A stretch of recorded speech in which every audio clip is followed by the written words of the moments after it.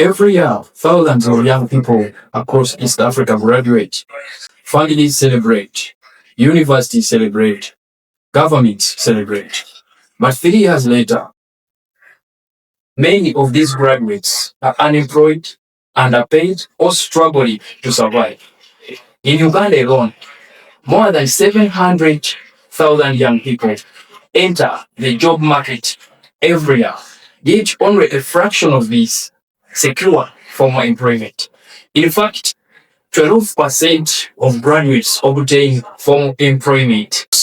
My name is George Kanyihamba, and today we are looking at whether education in East Africa is empowering young people or simply credentialing frustration.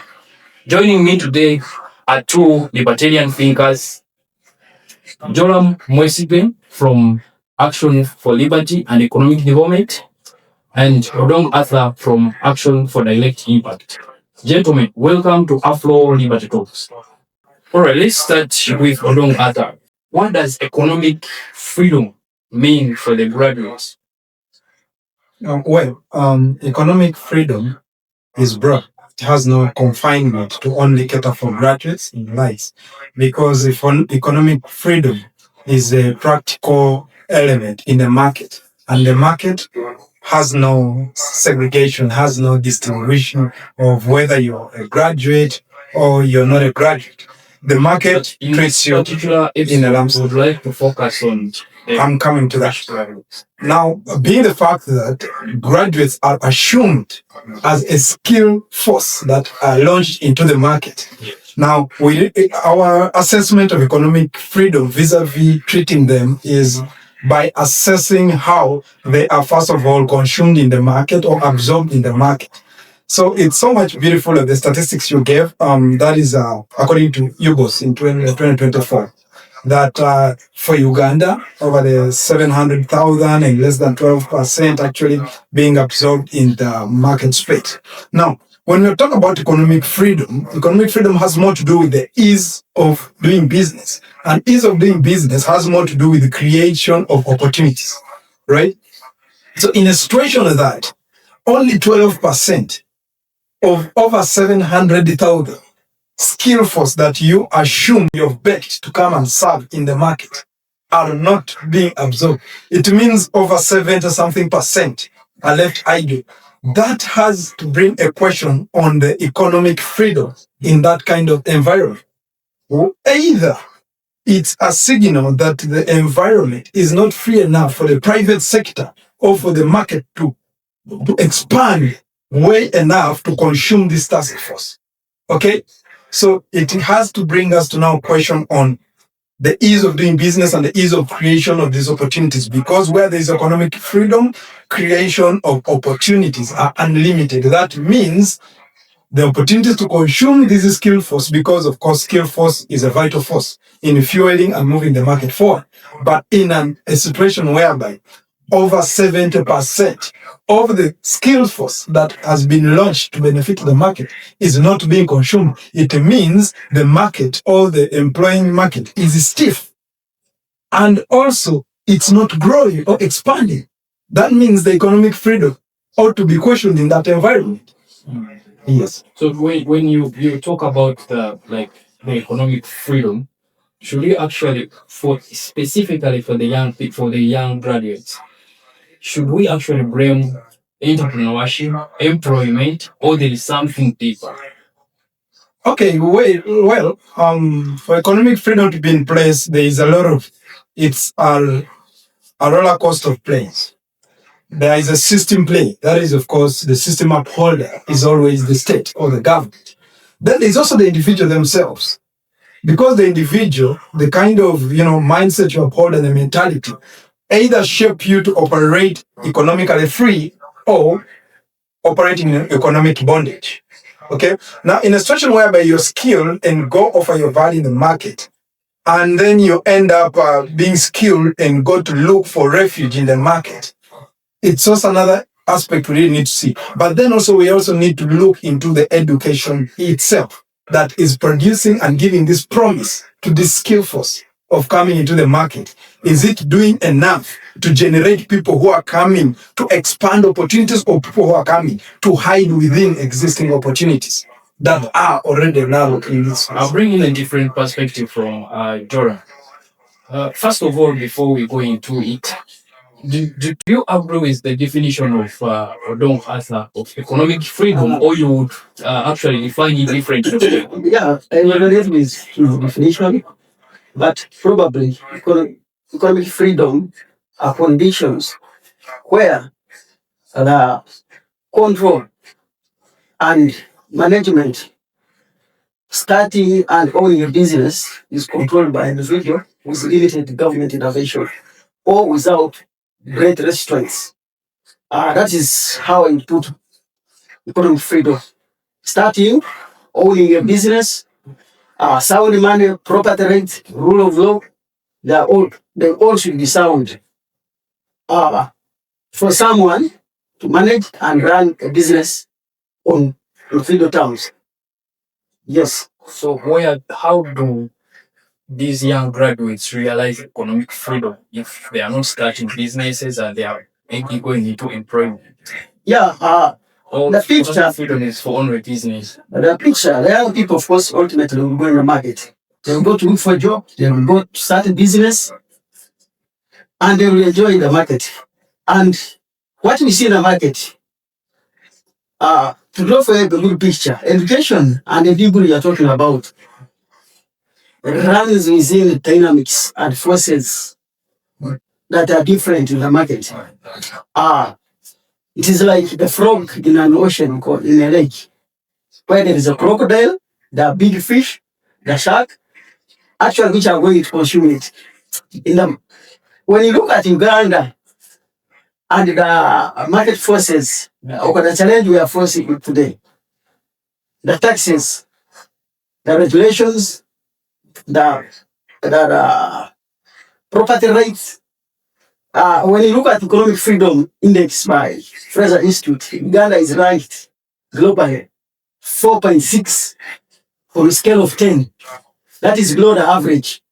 That your property is not secure in Uganda. That when your property is not secure, it means starting a business for an investor is not guaranteed. An investor will fear to come to Uganda.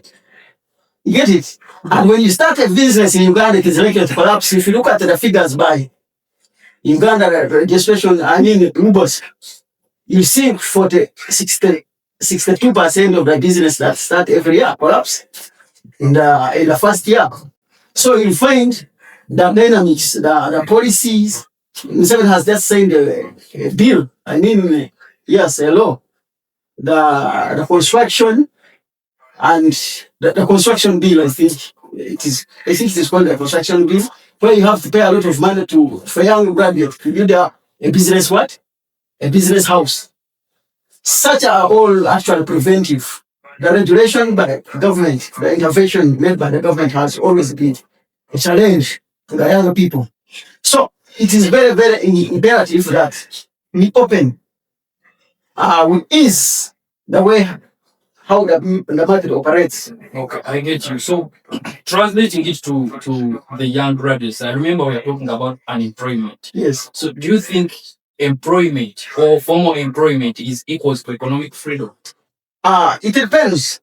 It depends, because if someone is employed, you may find the salaries is not enough to make him free. And the choice of job may not be the one that a person is willing to take, but because of the situation, you find someone going for such a job. And when someone gets that money and come to the and actually gets money, that man, and look at the market where he's going to use that money. For example, the prices, for example, the market condition, inflation, you find the money is being taken away by. You look at the government, is too big. The tax rates in Ghana are up. And his money cannot help him survive for the next month or build a business for himself. So in fact, the market forces are actually downplaying the employment which is being actually created. Apart, even before talking about the employment, creating an employment here in Uganda or jobs, you find the unemployment rate in Uganda is 15% and 15 plus 16 right now. So it is difficult to get a job, and when you get a job, it is difficult even to use the money how you want it, because you find the taxes, inflation, and all that in the market. Okay, let me bring in Odong as well. Now that we have defined the economic freedom, I need to understand, or our viewers will want to know, is this a problem of policy? Is it a problem of skills? Or it is actually a problem of market? Okay, well, I think we shall be narrowing so much the understanding of economic freedom if we only try to limit it to employment and the likes. Because economic freedom is not only curtailed in those envelopes, because it also has to do with how then do I spend my money, because I can earn it and then it does not even keep it. It is actually enslaving me the more. So that is also a possibility that I can still be employed, but I'm still enslaved economically. Now, that is also a question for us to debunk on in a later stage. But then, you can give us an example. Okay, a case in point is, let me give a simple example of someone working in a factory and let's say is earning, for instance, in the city center and is earning below 100 US dollars. Yet the cost of housing alone is going to take around $80. The cost of transportation alone to go to the workplace. So you're living in deficit. But that's what Joram mentioned, that it depends on the amount of salary you earn. Yes, so that's why me talking about freedom, it now brings me to what you said. It has more to do with even the policies landscape. Okay, that the taxes in the environment, that in as much as someone can easily get employment and the likes, then the environment, the taxes in the environment, are they in such a way that someone can be robbed off of the small they are working?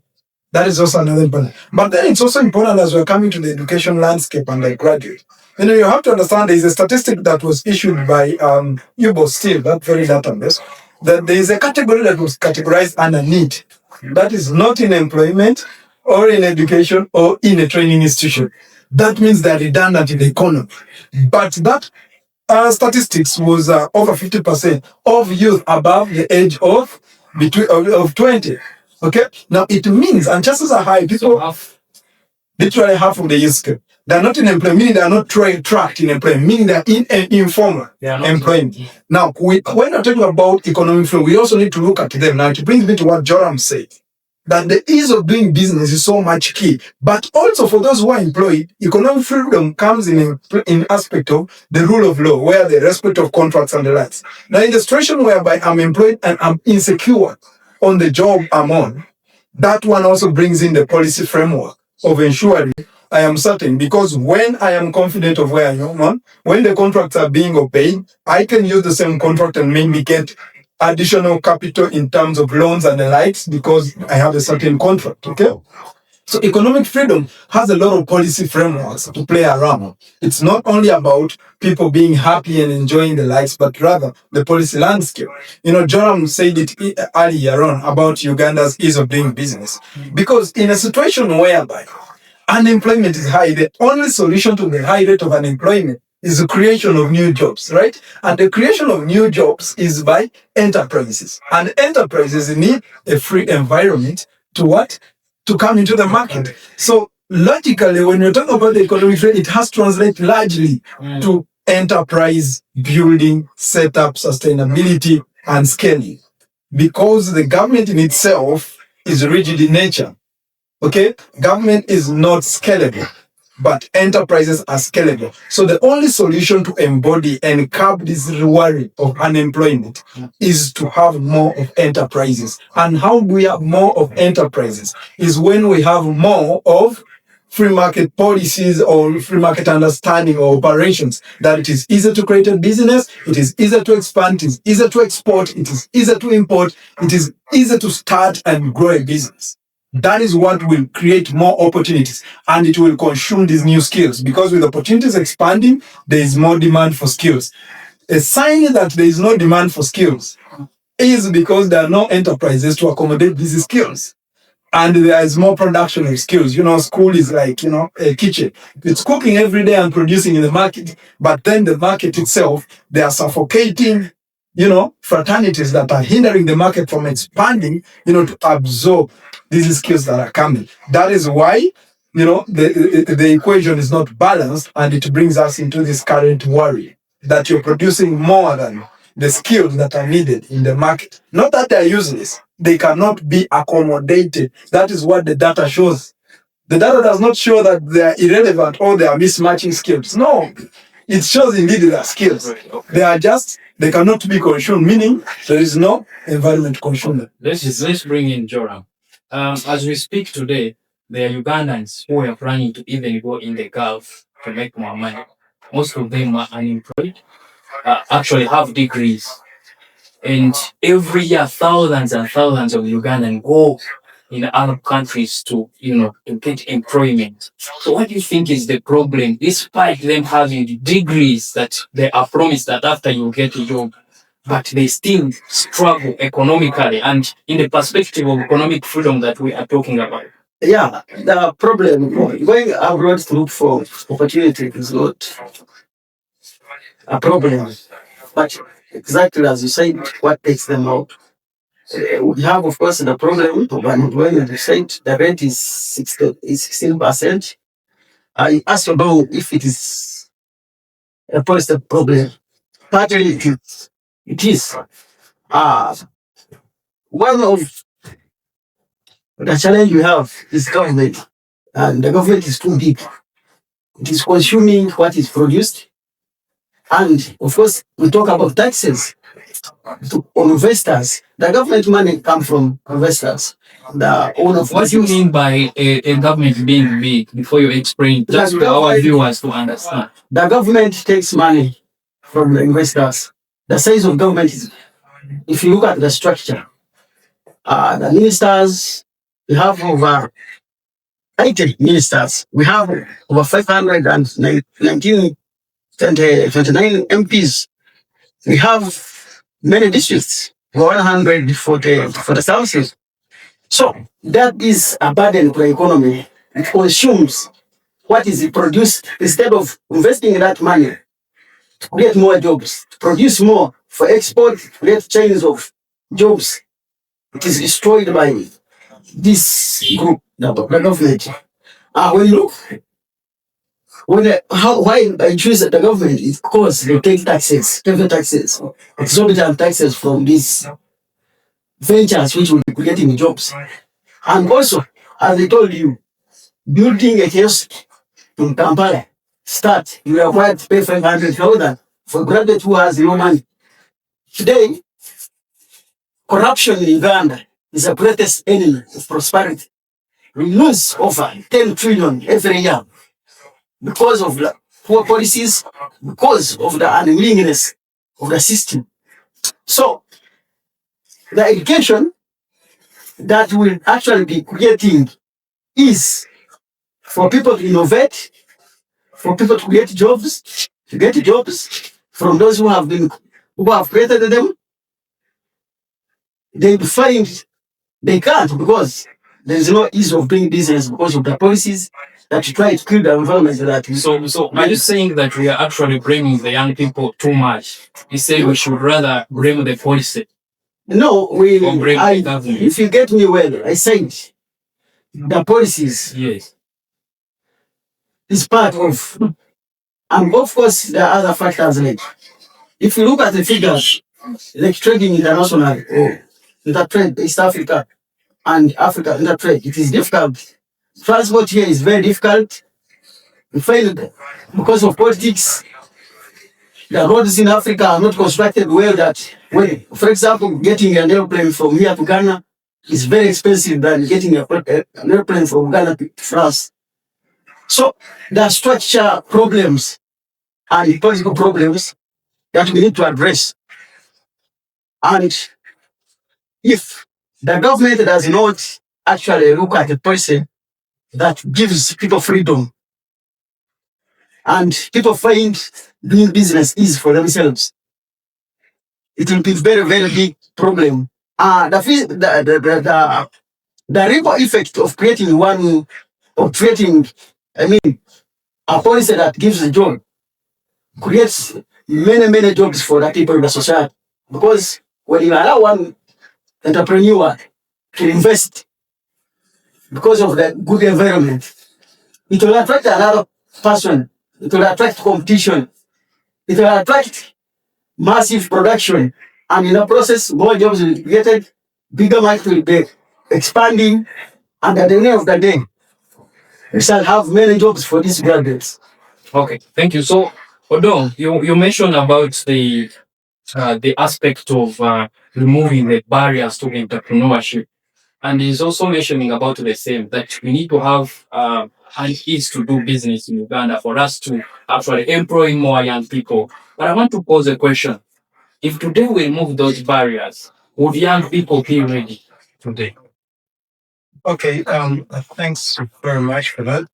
Yeah, it's important we are focusing on Uganda, but then I also want us to try expanding a little bit and focus on Africa, okay? We are looking at Uganda and East Africa. I understand, because in a situation whereby, because there is room for expansion, in case someone cannot get an opportunity in Uganda, there should be an easy environment landscape for them to be. That's why at times the ACFTA come into talk and what, because what we claim to be a crowded workforce in Uganda may be demanded in South Sudan. So such talks also should be looked into. How easy is it for people to move? SCFTA has that loophole whereby there is that commission of goods and what, but travel of individuals has a little bit of restriction. Yet individuals travel with skills and the like. So that's another thing. Then you asked something important about whether the individuals are ready and the likes, right? I personally think they are, because they are backed by the very systems that are sensitive to the market. The curriculums are shaped based on the demands in the market. The institutional framework are shaped based on the demands in the market. I think they are ready. The only thing is the opportunity. All they need is the opportunity. The question here is, there is another opportunity, right? And the argument here is expansion of the opportunities. Because the entire argument, find in the data there is that claim that, at times these people produced from the institutions are not well skilled and the like, whatsoever it is. Yeah. But with skilling, that is easily approached. It's easily attached. There are mentorships there, it's easy. But even if they are skilled, you want to say all the over 70% are not skilled. So that is a lousy excuse. The excuse is there is a stiff market. The only issue is expanding the market. Now, expanding the market is either creating enabling policies locally that have to boost them, that also have to motivate those graduates to go into entrepreneurship, because there is also a bias of the graduates seeing the risks in entrepreneurship because of the unfair business environment, and they are not risking in entrepreneurship. So they would rather hope and wait for a better job and opportunity than taking a risk to create. Why? Because it appears that making it in business is harder than making it by waiting 10 years for a job. Okay? So that is also another thing. But the most prudent thing is here to create an enabling environment for them to even be motivated to start.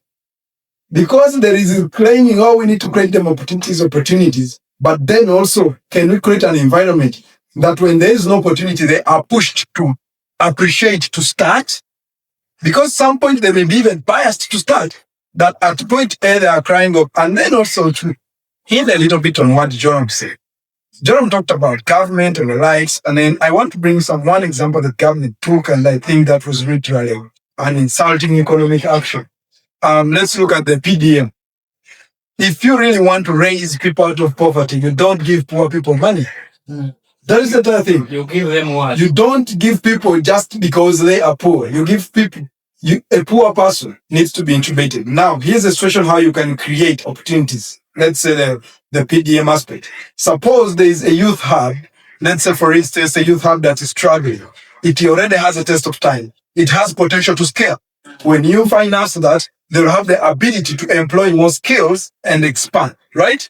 But when you give someone whose immediate demand is the food to eat at home, do you really think they're going to invest that small money? So that is also where I think the government intentional efforts. The government may have efforts to lift people out of poverty, to bring so-called economic dependence. But they also cry of capital, startup capital. Well, that is also an important thing to say. But as we talk about the capital, it's also important to understand the cost of the capital. That's why even if you're given, because right now, if you ask a young graduate what is the capital, they will actually not, if you give them 1 million, they will not be able to manage it. They will think of 100 million. Why? Because the cost of capital is also expensive. Why? The entire framework that we talked about, the cost of property, the cost of transportation, the cost, and all those are attributed to taxes. Okay. Joram, I still have something burning briefly. Yes, I just wanted to, you asked along the question about if young people are ready. If you look at the figures, Uganda is one of the most entrepreneurial countries in the world. I see it is only the environment that destroys the jobs. I see the corruption, the bureaucracy in registering business, sometimes related the big signs that is consuming the capital, and of course the cost of the capital. It is all that. And although lastly talked about the government program like PDM, operational wealth creation. See, all those programs are destroying jobs. You need to know where the government is getting that money. That money is, the government gets it from an entrepreneur who has created it. And when that money is got from the entrepreneur, it means you are destroying a job, which will actually consume that graduate. And when you leave that money with the entrepreneur, what will happen? It will be invested, and in the process, that production will increase, which production will increase the job market, and also, of course, the other change which will create more jobs, like marketing, like accounting. So the process will actually create more jobs.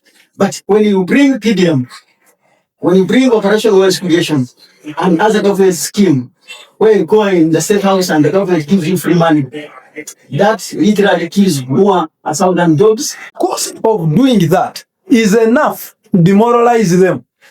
Isn't it an aspect of quality and standardization? I've literally told you. If we are now to question the quality, then I encourage us to question the entire institutions producing those skills. If we are to question quality, then let's question the institutions that we are entrusted producing. How then do you tell me someone spends, literally on average, an engineer who has gone through the average scholar stuff in Uganda, 25 years of baking. You're prepared someone for 25 years and you're telling me does not have the quality to construct a latrine, a 5-stance latrine. So to construct a 1-classroom block. I'm just in construction. I've not yet gone into other aspects because there are very many aspects. Yeah. Let's say even to supply bills, they are asking for experience. They are asking for staff. We are just value chain management. Let's try to be realistic on some of these things. That some of these things have to be intentional. That when you're bringing a policy and really talking about creating opportunities, you're creating a landscape that is this far, and then someone is coming this far, but you are assuming, you are saying we are skilling this person to operate at this level, but the policies are... But you mentioned on the about the aspect of market, and a market which is free, which is competitive. And also the government brings in an angle of actually how do they compliance. So do you want they just bring in people without considering the competition, who the highest bidder takes the thing, or who has complied all these steps? I don't know. That's very important. But then by putting hindrances, because what I'm telling you are barriers are not enabling competition. Do you think these barriers are meant actually to cut off people or to help them to be better in that form of doing business? The intent of barriers are to limit. Let's be realistic. There is no barrier that is to enable. These are excuses that is it for quality and what, but it's to limit. The truth is you're trying to limit those you assume are not qualified. Yeah. But in that limitation alone, there are those who could qualify and be able to serve, but you're not giving them a chance. Okay, you're right. Sarah, you know, these barriers are actually a problem. The market knows what is needed in the market more than The government. Yes. And its institution. Those institutions that sits up there. We don't know what exactly is needed, what people they are thinking, what is needed to consume. They don't make When research. check my kid, the research with individual's choice, individual preference are subjective. I may change tomorrow. Today may want to eat matoke, but tomorrow I may eat portion. The government does not know what exactly is happening. And that is the greatest injustice. All those are roadblocks that actually, it makes people jumping them difficult. And in the process, people will be investing in the economy, people will be aspiring to do jobs, are kept away. And that is the greatest injustice that we must exist. And, the government program has been talked about. The social programs, they all destroy our economy, and those are the barriers actually come about. And in the words of former Fowler, he said, justice is that what belongs to me is mine, and what belongs to you is yours. And I believe you agree with that.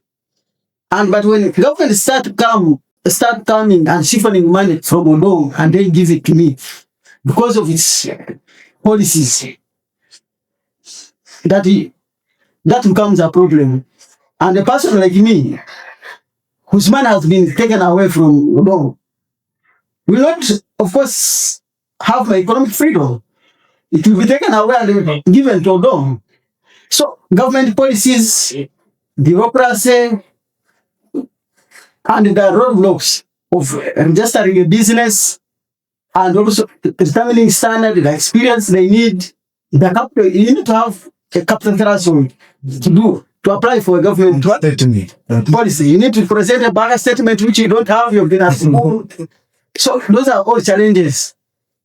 The government takes your money, and then it determines for you the standards and which you should operate. You have stolen my money through the taxes that I worked freely for myself, and then when you get it from you in terms of a deed of a contract, then you decide how I should get it. You need me to kneel down. That is the greatest injustice. You cannot take my money and then decide how I should apply it from you again. With the greatest conditions, with the harsh terms, it is very difficult, and of course it gives the environment of how I should create more opportunities and also expand my businesses. Okay, that's Joram over there is really gumit when it comes to speaking to issues that he actually believes in. Arthur, you actually, I want to go back to you because there's an aspect you mentioned about market. Most of the time you're like the free market, Africa continental free trade area, freeing the market, economic freedom. Do you think even universities, to make sure we solve the problem of unemployment, should be actually market-driven, market-oriented? Oh, definitely, because you can't be cooking what is not being eaten. You have to be adaptable. And some points, I didn't want to go so much into blaming the system for the education system in itself. Because, of course, for even to have university, you had last time they issued a lot of outdated courses a few years ago. So, and that is not blamed on the students being taught, but rather those teaching the students. So, universities and institutions should know that education should become like a product in the market. That it's either consumed or it's not consumed. It's either there is demand for it or not. So in a situation whereby you're producing more than is consumed, automatically inflation does happen. If you're producing more skills than the opportunities available to consume it, and you're still consuming the same skill, you're still producing the same skills, that is the cause of inflation. You know what causes inflation? People usually only look at inflation in a man aspect. But inflation is when there is a lot to attain to gather few, okay? Because what creates value is absence, okay? Absence or scarcity creates value, right? But in a situation whereby there is a lot of rampant same skills being produced, let's say from 1996, the same skills being produced for the 1996 market, the world is changing. It is that they are the same skills being produced for the 2026 market. I think they have changed the curriculum. That was of late. It has none of the university graduates is yet a product of that curriculum, right? Yes, nevertheless, fortunately I did engineering, and there is something when you're designing, you hear British standards and what, but you're not in Britain. Okay? You're not in Britain, we're in Uganda. So at times when you're looking at these things, when they say BRC, that is British Reinforced, is it wire, what? Come on. All these years you want to say you've not trained scholars enough to research and create Ugandan standards? These are some of the things at times. Maybe even the market is limited because very few people are working on British standards. Okay, anyways, but... George, I want to make a point on that. Yeah. On education. In school, if you see what they teach, the teachers destroy our own opportunities. Wow. The government officials are all products of government institutions. The economics they implement in offices are socialist. The socialist economics destroy the economy. I talked about the government program, the PDM. I talked about the Operation Wealth Creation, the women programs. They all destroyed. Those are what we implement in our markets are product of the school where we went through. So that is the school you are talking about, the education.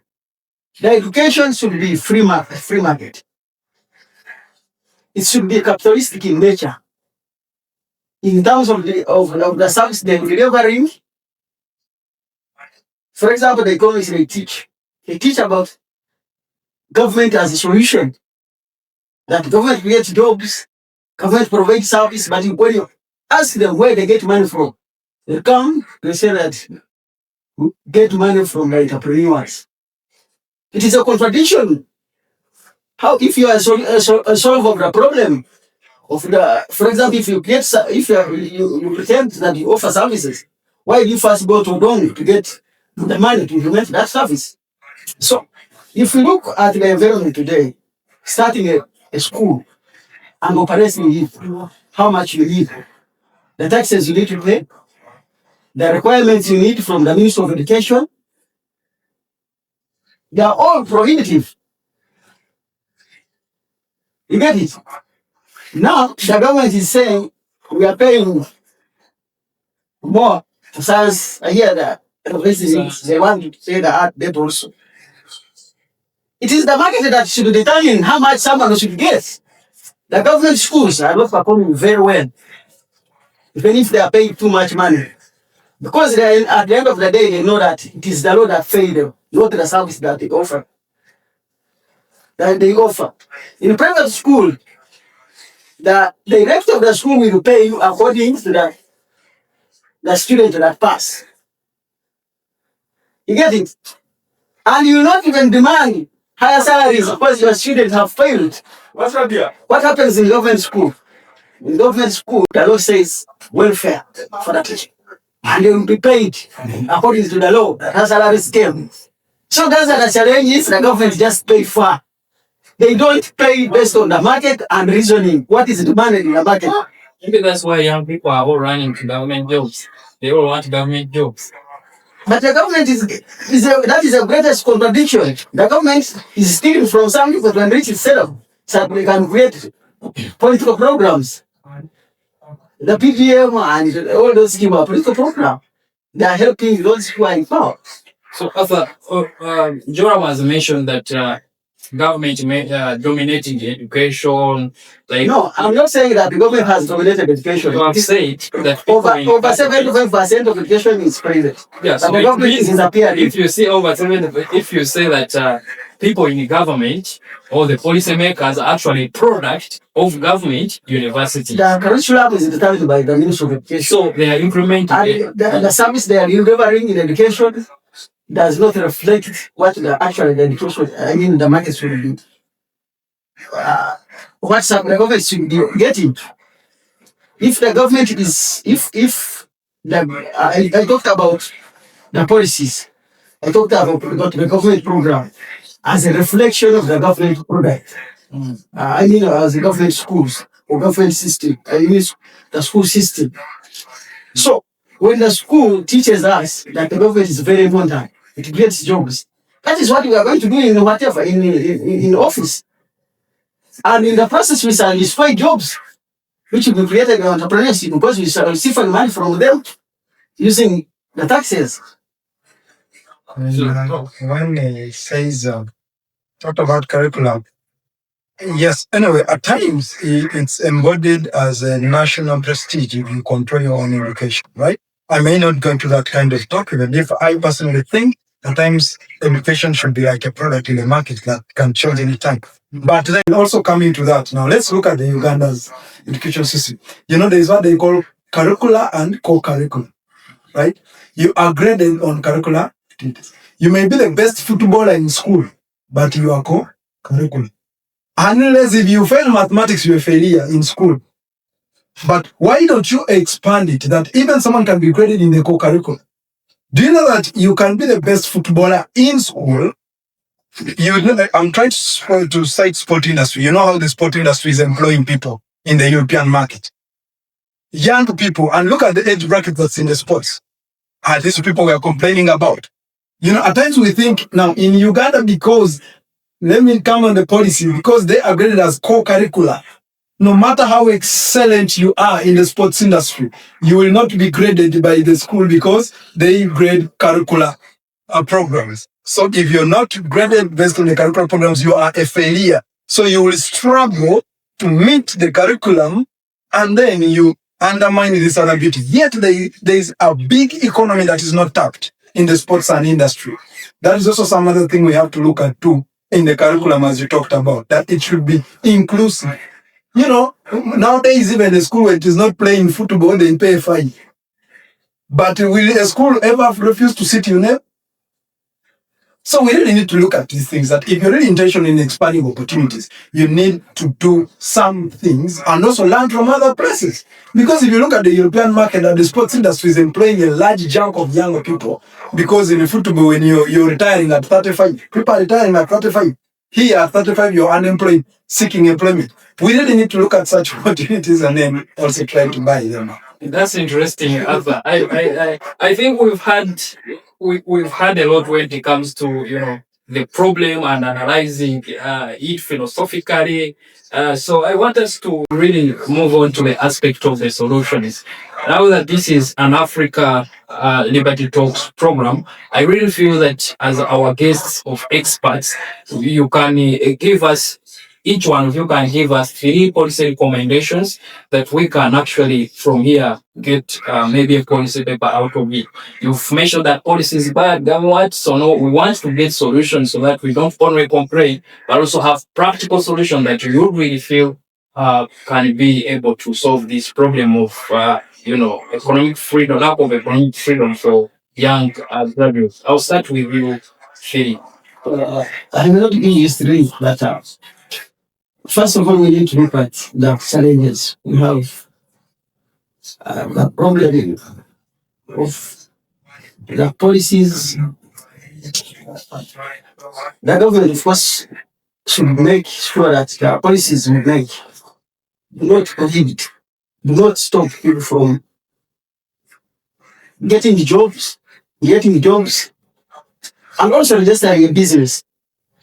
They are now improving, but the moment you put any roadblock for anybody to start,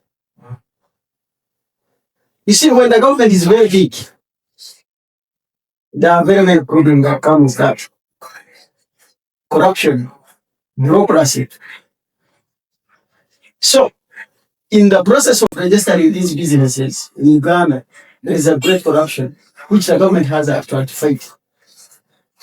So, the policies should be made easier by eliminating some of the stages. Who should sign for me? What is required? Signing RDC should sign for you. Which particular aspects you feel that are relevant we need to specify? No. Today, the government should have a centralized system or a decentralized system in terms of registering. I, the government has a leader. Leader should have information concerning me. I do not need to go to RDC, for example, to register my business. NGO, for example. I should go to RDC, I should go to LSU1. If I have an identity card with a centralized system of information with me, some bottlenecks of wasting my money to go, wasting my time, I should apply online and everything is completed. More people are employed to consume the wealth than creating the wealth. The sense of government, the ministers, the MPs, the number of districts, they are all impediment. They are problems, the economy. We do not need over 8 ministers. We need 7 ministers. We do not need 529 MPs. We need 50 or less than 50. Those are the biggest problems.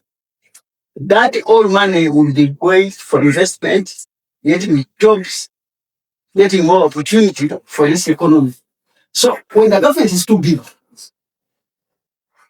it is a reflection of the biggest problem for the economy and poverty you see in this country. Then Africa has a challenge of politics, overstaying in power, which actually, if you go to northern Uganda, to South Sudan, if you go to Rwanda, if you go to Uganda, Uganda was fighting with Rwanda. So there was no export. You get it? If you go to South Sudan today, there is war because of power strike, people are whatever, struggling for power because they know power is more important, because politics is more important than anything. People are fighting to go and tap free resources because government in Africa is about enriching yourself, enriching with what other people have created. So the moment we don't revise our politics in Africa and make it limited and make it a pro-service to the people, the politics of enriching the politician will keep people struggling, will create barriers. So Uganda will not trade with Uganda will not trade with Congo because of war in Congo. The people of Congo will be fighting. Uganda will not trade to not create opportunity with Congo. Uganda will not trade with Rwanda because Rwanda is fighting, is having some internal problem. South Sudan, the same. The economy is Frederick said, when goods not cross the borders, soldier will do that. He said that means that people who trade, for example, if Uganda is trading with Congo, is trading with Rwanda, it means Uganda will have many opportunities in what? In Congo, in Rwanda, in South Sudan, and people will not likely fight because they value the jobs, they value the capital that crosses border. And so what we should do is Africa governments or African people should fight to have government that is pro people, government that actually is pro service, not government that actually are created for politicians to see for the resources of their own countries. Pardon, to you, let's get also your reforms that way. Okay, thanks very much. I'll not deviate much from Joram on aspects of let's say limited government, though my understanding of limited government has more to do with even the responsibilities. But government should limit its responsibilities as well, because there are things private individuals can do, and government is assumed to do that. But then also not to go so much on arm of being so political and over focusing on the government. I think policies should not be actually politically incentivized, because we are talking about education now. Let's look at, you remember there was a course that was called political science, right? It was scrapped off. Was it because it was not producing enough politicians in the market, or because there was a political interest? Things stuff will be tough. At times there are policies that are formulated and it's obvious they're shaped on the political interest. Now, even this entire narrative, oh, let's promote sciences and the ban. Do you know what these people who are working as chief administrative officers, people who are they the engineers? Are they the doctors? Are they the what? They're the people who are doing arts. They're the people who are going into civic spaces. People who are doing social sciences. But then you're trying to demean that kind of environment. People who are studying social sciences and how to deal with the people. You're demeaning it, and I think if policies are coming into a place, if it is education, it's education, equal space and equal opportunity. There's nothing again to uplift the other and demean the other. Why? It is creating that siphoning that many think if I'm doing sciences, I'm safe, yet there are maybe broader opportunities, because chances are high someone who has done social sciences goes into the advocacy space and is creating opportunity into that landscape, goes into this. Those are some of the things we need to see, not to come and demean it, because some chances are high in Africa that policies are even passed by word of mouth. That when a particular leader says something, somehow it shapes the direction of behavior of people. Even if it wasn't put in paper, and don't it shapes. Right now, when you hear schools are advertising themselves, they say we are passing sciences. Why? Because somehow there is an effort in promoting. Underground, that is more like a policy, because it's somewhere it's shaping a direction, because policies are those entire narratives that shape, because policies are more stronger when they're assumed as narratives and operated on by individuals. But policies are not that strong because they're in paper and they're effective. But those that are absorbed by people are way stronger. And then another aspect also into the policy should be framed. The very person, as I'm saying, the head of state once said that, sports, those are plays, those are games, those are not like career and the likes. So when you look at that, and then you have a Ministry of Education and Sports, so these things have to run, and really the same minister tasked with promoting education should promote sports. But the very person who has a narrative to create in the country says these are just games, and then these are stuff. Yet these are also employing a certain arm of people. So I think when policies are framed, they should be totally oriented on the market and not, and that one will require political, the political what it is to kill the incentives in the politics, which is a hard thing to do in Africa. But as Africa what to do, I think it's more of opening up markets. Just open markets. Me, I think they can keep the entire, keep it on in your power and whatsoever, but just open up. That when you're unfavorable here, I go here. But now, even going the other side is a problem, because the entire SCFTA, why it had a collapse on it and it has issues on it, is there is a question on the movements of people. Why?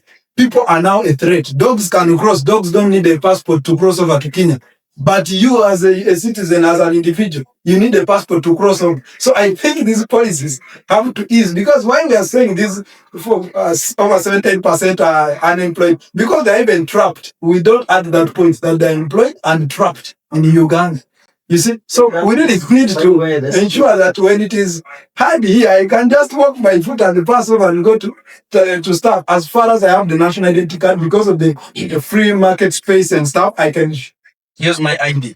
Then another thing, maybe those are in the economic policies and the monetary policies and the likes, but those are not for now, I think, because of time. Let's get a parting shot from each one of you. We can start with Jora. Yeah. As I conclude, I believe the people of this world, the students, as you put it the question today, they need such an environment that gives them justice, the environment that gives them freedom, where their future is secured, where the property is secured, to live better and a life that is prosperous. So, our governments, our society should reflect that the individuals have freedom that is different from the rest of the society. And when the government is making laws, they should reflect the freedom and the right of an individual. Yes, Mjora Messi, I work with Aled, happy doing this program. Thank you. So we can have from Arthur. Well, Personally, I do encourage you to understand that no one has your best interest at heart than yourself, and no one gives you purpose, you give it to yourself. All these school, religion, and the likes are only contributors to shaping your purpose. So you give yourself purpose. You either settle on it or uplift on it. I remain Odong Apa from Afodi, Uganda. Thank you. And that brings us to the end of this particular discussion of Afro Liberty Talks, hosted by African Justice Media. Don't forget to subscribe, share. If you enjoyed this discussion, leave a comment so that we can engage more. And I know our speakers will be in the comment section engaging more with you about these particular narratives. I remain George Justice Kanyehamba, the host of Afro Liberty Talks. See you in the next episode.